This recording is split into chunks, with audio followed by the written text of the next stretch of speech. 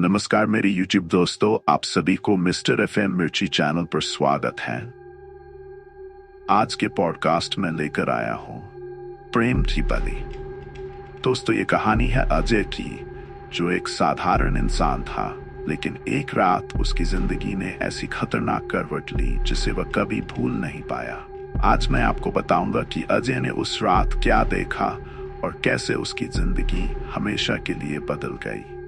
दोस्तों, साथ ही में अगर आप पहली बार हमारे चैनल पर आए हैं तो हमारे चैनल को सब्सक्राइब कर लीजिए। इससे आपकी और हमारी नजदीकियां बढ़ जाएंगी और आगे आने वाली वीडियो आप तक आसानी से पहुंच जाएगी। तो चलिए कहानी शुरू करते हैं। कहानी एक छोटे से गांव नागवारा से शुरू होती है, जहां एक प्राचीन हवेली कालविला वर्षों से वीरान पड़ी है। गांव वाले मानते हैं कि इस हवेली में कोई दुष्ट आत्मा रहती है, जिसकी चीखें हर अमावस्या की रात सुनाई देती हैं। हालांकि बहुत से लोग इसे मात्र अफवाह समझते हैं। अजय और माया शहर के दो युवा जो हाल ही में शादीशुदा हुए हैं, नागवारा के इस छोटे से गांव में शांति की तलाश में बसने का फैसला करते हैं। गांव का वातावरण उन्हें भाता है, लेकिन हवेली के बारे में सुनकर अजय इसे महज एक कहानी मानता है। माया को हवेली से एक अनजाना डर महसूस होता है, लेकिन अजय उसे अनदेखा करने के लिए कहता है। गांव वालों की चेतावनी के बावजूद एक दिन अजय और माया हवेली देखने का फैसला करते हैं। अंदर कदम रखते ही हवेली की दीवारों पर पुरानी भयावह चित्रकारी और टूटी फूटी मूर्तियां उन्हें सिहरन से भर देती है। उसी पल हवेली में कुछ अजीब घटता है। एक खिड़की अचानक खुद ब खुद बंद हो जाती है और हवा का तेज झोंका माया के चेहरे से टकराता है। हवेली से लौटने के बाद से माया को रात में अजीब सपने आने लगते हैं। सपनों में वह खुद को एक अंधेरे गलियारे में भागते हुए देखती है, जहां कोई साया उसका पीछा कर रहा होता है। अजय इसे बस थकान का असर मानता है, लेकिन कुछ ही दिनों बाद माया को हवेली से चीखने की आवाजें सुनाई देने लगती है। एक रात माया को सोते समय महसूस होता है कि कोई उसके कमरे में है। जब वो उठकर देखती है तो उसे एक छाया दिखाई देती है जो धीरे धीरे उसके करीब आती है। वह चीखकर अजय को जगाती है, लेकिन अजय को कुछ भी नहीं दिखता। माया की हालत बिगड़ती जाती है और अजय को अब यकीन हो जाता है कि कुछ गलत हो रहा है। गांव का पुजारी उन्हें बताता है कि यह हवेली कभी तंत्र मंत्र से जुड़ी हुई थी और वहां की आत्माएं अब भी मुक्त नहीं हो पाई है। अजय और माया को हवेली के अंदर कुछ सुराग ढूंढने की सलाह दी जाती है। जब वे फिर से हवेली में प्रवेश करते हैं तो उन्हें एक पुराना ताबूत मिलता है, जिस पर अजीब चिन्ह बने होते हैं। अजय इसे खोलने की कोशिश करता है, लेकिन माया उसे रोकती है। तभी हवेली की दीवारों से खून टपकने लगता है और अचानक एक कटी हुई सिर वाली स्त्री उनके सामने प्रकट होती है। अजय और माया को हवेली के अतीत का पता चलता है कि यहाँ कभी एक तांत्रिक रहता था, जिसने अमरता के लिए बलि दी थी, लेकिन उसकी आत्मा कभी शांति नहीं पा सकी। माया को धीरे धीरे उस तांत्रिक की आत्मा अपने काबू में लेने की कोशिश करती है। अब वह खुद हवेली में खिंचती चली जाती है। अजय गांव के बुजुर्गों से मदद लेता है और उन्हें पता चलता है कि माया दरअसल तांत्रिक की पुनर्जन्मित आत्मा है। आखिरी मोड़ में अजय को पता चलता है कि माया को बचाने के लिए उसे हवेली में किसी पुराने रहस्य को खोलना होगा, जिसमें बलि देने की प्रक्रिया अधूरी छूटी थी। कहानी अंत में एक चौंकाने वाले मोड़ पर खत्म होती है, जब अजय खुद बलि का हिस्सा बन जाता है और माया को जीवित छोड़कर तांत्रिक की आत्मा फिर से जाग उठती है। अजय और माया के जीवन में अब डर की लहरें छा गई थीं। हवेली से लौटने के बाद से माया को लगातार अजीब चीजें महसूस हो रही थी। जब भी वह सोने की कोशिश करती, उसे लगता जैसे कोई उसे घूर रहा है। वह छत की ओर देखती तो दीवारों पर अजीब छायाएं बनती नजर आती, जो कभी कभी उसकी ओर बढ़ती हुई दिखाई देती।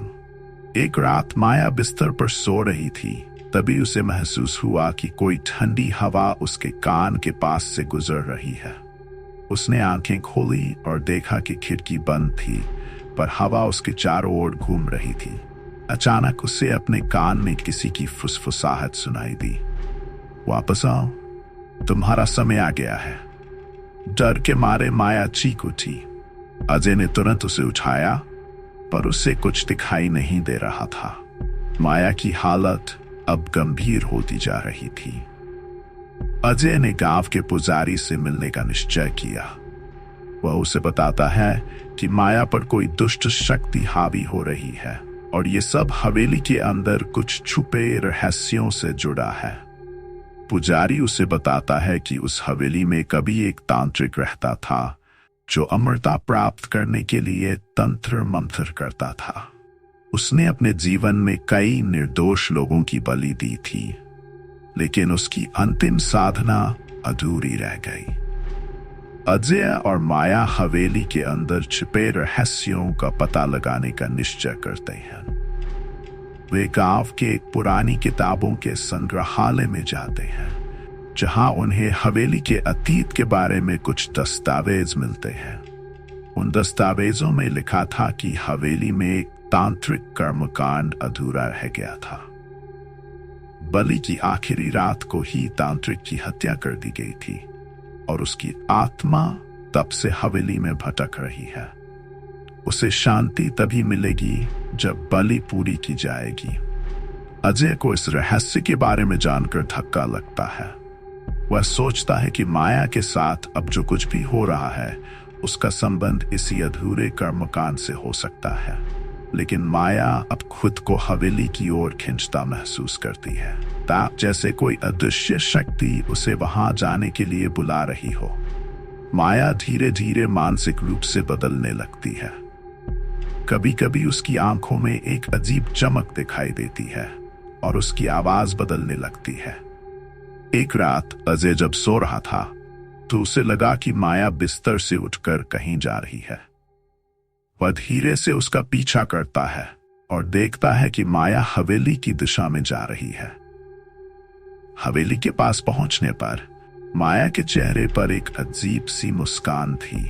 अचानक उसकी आवाज गूंजने लगी, मैं वापस आ गया हूं, अब कर्मकांड पूरा होगा। यह सुनकर अजय चौंक जाता है। वह समझ जाता है कि तांत्रिक की आत्मा ने माया पर कब्जा कर लिया है। अजय किसी भी हालत में माया को बचाना चाहता है। वह पुजारी के पास जाता है और मदद मांगता है। पुजारी उसे बताता है कि माया को बचाने के लिए उसे तांत्रिक की आत्मा से युद्ध करना होगा, लेकिन इसके लिए उसे हवेली के अंदर एक विशेष अनुष्ठान करना होगा, जिसमें उसकी जान को खतरा हो सकता है। अजय ने तय कर लिया कि वह माया को बचाने के लिए किसी भी हद तक जाएगा। वह पुजारी की मदद से अनुष्ठान की तैयारी करता है। अमावस्या की रात को अजय माया को लेकर हवेली के अंदर जाता है। हवेली अब पहले से भी ज्यादा भयावह लग रही थी। दीवारों पर खून के धब्बे थे और हवा में अजीब सी गंध थी। हवेली के केंद्र में, जहां तांत्रिक का कर्मकांड अधूरा छूटा था, अजय ने अनुष्ठान शुरू किया। लेकिन जैसे ही वह मंत्र पढ़ने लगा, हवेली की दीवारें हिलने लगीं और एक भयानक चीख सुनाई दी। तांत्रिक की आत्मा अब पूरी तरह से माया पर काबू कर चुकी थी। अचानक माया की आंखें लाल हो गईं और उसने अजय की ओर देखते हुए कहा, अब बलि का समय आ गया है। अजय को अब समझ में आ गया था कि तांत्रिक की आत्मा बलि के लिए माया का इस्तेमाल कर रही है। माया ने धीरे धीरे अपनी ओर खींचते हुए कहा, तुम्हें मुझे रोकने का कोई उपाय नहीं है, अब सब खत्म हो जाएगा। अजय के पास अब दो ही रास्ते थे, या तो वह माया की बलि देकर तांत्रिक की आत्मा को मुक्त करे या खुद को बलिदान दे। अजय ने एक गहरी सांस ली और उसने फैसला किया कि वह माया की जगह खुद बलिदान देगा। वो तांत्रिक से कहता है, मुझे ले लो लेकिन माया को छोड़ दो। तांत्रिक की आत्मा हंसने लगती है। तुम समझते हो कि मैं तुम्हारी जान लेकर संतुष्ट हो जाऊंगा? नहीं, मुझे अमरता चाहिए और इसके लिए तुम्हारी आत्मा का पूरा त्याग जरूरी है। अजय ने हिम्मत दिखाई और अनुष्ठान की आखिरी प्रक्रिया पूरी की। जैसे ही उसने अपना खून हवेली की जमीन पर गिराया, हवेली हिलने लगी। तांत्रिक की आत्मा माया के शरीर से निकलने लगी और एक भयानक विस्फोट के साथ हवेली की दीवारें टूटने लगीं।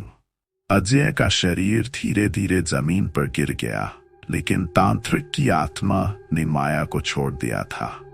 माया अपनी आंखें खोली और वह चीख पड़ी, अजय, लेकिन अब बहुत देर हो चुकी थी। अजय का शरीर अब निर्जीव हो चुका था। माया अब आजाद हो चुकी थी, लेकिन उसने अपना सबसे कीमती इंसान खो दिया था। हवेली अब पूरी तरह से नष्ट हो चुकी थी और तांत्रिक की आत्मा भी हमेशा के लिए खत्म हो गई थी। लेकिन हर अमावस्या की रात हवेली के खंडहरों से अब भी एक गूंज सुनाई देती है।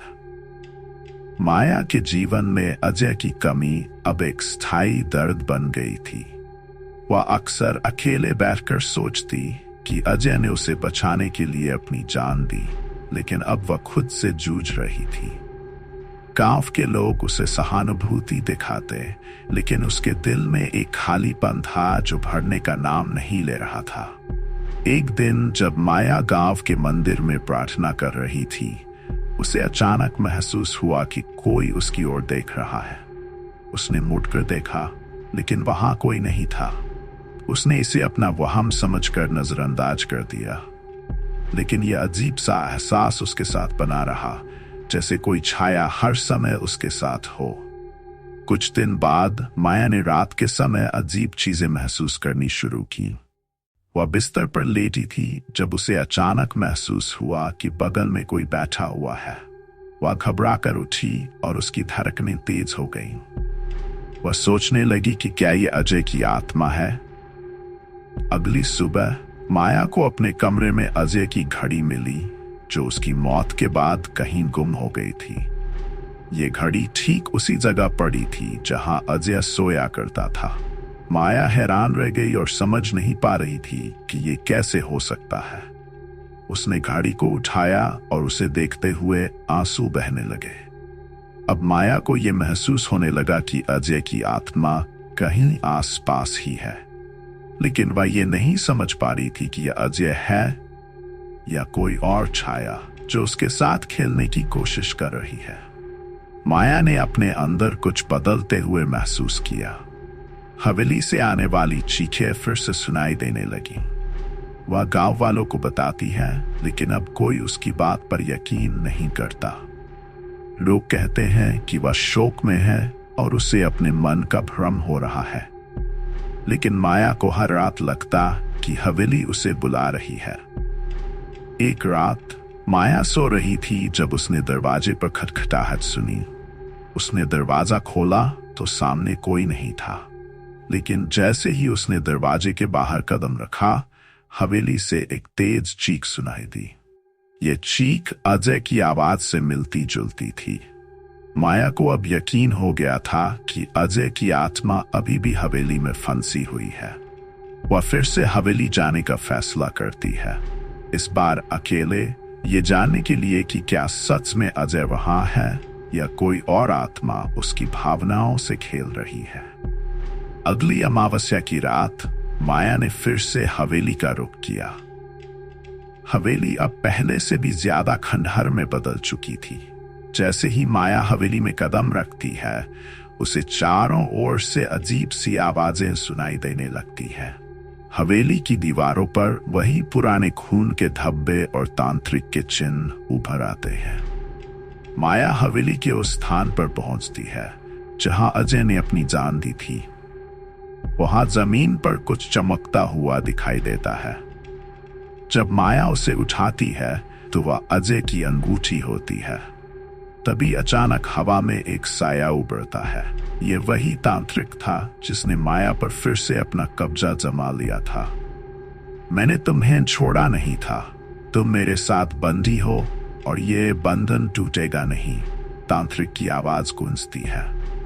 माया को अब ये समझ में आ गया कि अजय की आत्मा अब भी तांत्रिक की कैद में है। अचानक माया के सामने अजय की छवि प्रकट होती है। वह कमजोर और दर्द से भरा दिखाई देता है। माया, तुमने मुझे बुलाया, लेकिन तांत्रिक ने मुझे अभी तक जाने नहीं दिया।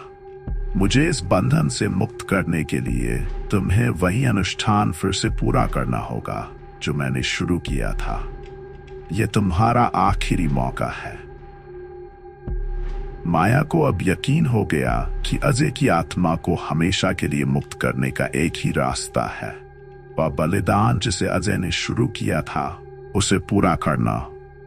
लेकिन तांत्रिक की शक्ति अब और भी बढ़ चुकी थी और माया को खुद को बलि के लिए तैयार करना होगा। माया ने साहस जुटाया और उस स्थान पर खड़ी हो गई जहां पहले अजय ने बलि दी थी। तांत्रिक की आत्मा उसे घेरने लगी और चारों ओर अजीब सी चीखें गूंजने लगीं। माया ने तांत्रिक के मंत्रों को दोहराना शुरू किया जैसा अजय ने उसे बताया था। जैसे जैसे वह मंत्र पढ़ती गई, हवेली की जमीन हिलने लगी और दीवारों पर लगी मूर्तियां टूटने लगीं। अचानक तांत्रिक ने माया पर हमला किया। माया दर्द में चीखने लगी, लेकिन उसने मंत्र पढ़ना बंद नहीं किया। तभी एक तेज प्रकाश चमका और अजय की आत्मा तांत्रिक की पकड़ से आजाद हो गई। अजय की छवि माया के सामने आई और उसने कहा, तुमने मुझे बचा लिया, अब मैं मुक्त हूं। लेकिन तांत्रिक की आत्मा अब भी हवेली में मंडरा रही थी। वह माया को भी अपने साथ ले जाना चाहती थी। माया ने तांत्रिक से कहा, तुम मुझे नहीं ले जा सकते। मैंने अपना प्यार खो दिया, लेकिन मैं खुद को नहीं खोने दूंगी। तांत्रिक ने आखिरी बार हमला करने की कोशिश की, लेकिन माया ने अपनी पूरी शक्ति से अंतिम मंत्र पढ़ा, जिससे तांत्रिक की आत्मा जलकर राख हो गई। हवेली में अब शांति थी। तांत्रिक की आत्मा हमेशा के लिए खत्म हो चुकी थी। अजय की आत्मा भी मुक्त हो गई थी, लेकिन माया ने उसे हमेशा के लिए खो दिया था। माया हवेली से बाहर निकली और उसने पीछे मुड़कर देखा। हवेली अब पूरी तरह खंडहर में बदल चुकी थी, जैसे वहां कभी कुछ था ही नहीं। अजय की यादें अब उसके दिल में बसी हुई थी, लेकिन उसने हवेली और तांत्रिक से छुटकारा पा लिया था। गांव में लोग कहते हैं कि माया ने हवेली का श्राप हमेशा के लिए खत्म कर दिया, लेकिन माया को पता था कि उसने सिर्फ अजय को आजाद किया था, खुद को नहीं। उसने अजय की याद के साथ एक नई शुरुआत की, लेकिन हवेली की गूंज और अजय की छवि हमेशा उसके साथ रहेगी। दोस्तों, आपको इस कहानी से क्या लगा? क्या आपने कभी ऐसा अनुभव किया है? नीचे कमेंट सेक्शन में हमें जरूर बताएं। आपका प्यार और समर्थन ही हमें नई कहानियां बनाने की प्रेरणा देती है। इस कहानी को देखने के लिए धन्यवाद और मिलते हैं अगले वीडियो में।